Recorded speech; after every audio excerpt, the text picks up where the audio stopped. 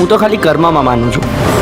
કાના તારી દ્વારિકા દિલમાં વસી ગઈ, હું તો મારા વાલીડા તમારી બની ગઈ.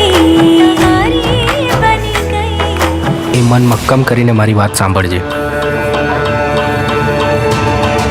દુનિયા કહે કહેવત તારી, ભક્તિને બચાવી લે. તું મને કે તું ભક્તિને કંઈ જ નહીં થવા દે. મારી ભાભી જે તમારી ભક્તિ કરે છે એની ભક્તિની લાજ રાખ.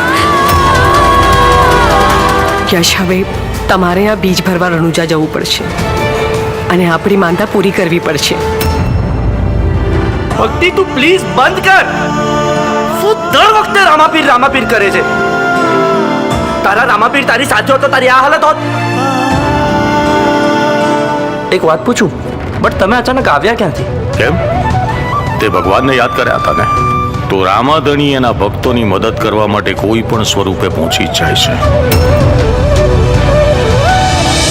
વેલાયા વજો મારા રણુજાનારા.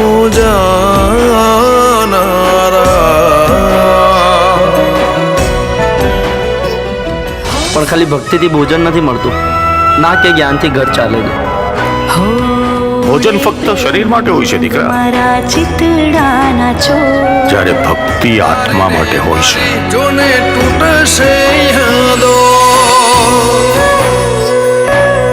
હો હર ઘરમાં આજે ખુશીઓનો શોર. કેમ જશે જિંદગી તારા વિના બોલ. પણ હું તને વચન આપું છું, જો આ દુનિયામાં નહીં રહું તો ફરી એક વાર હું તારા જીવનમાં આવીશ, તારી દીકરી બનીને.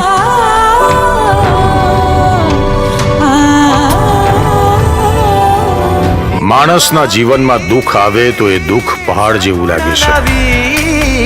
તો એ સમયે માણસને ભક્તિ જ્ઞાન રૂપી તત્વ સમજાઈ જાય અને દુઃખ પ્રેરણા બની જાય છે.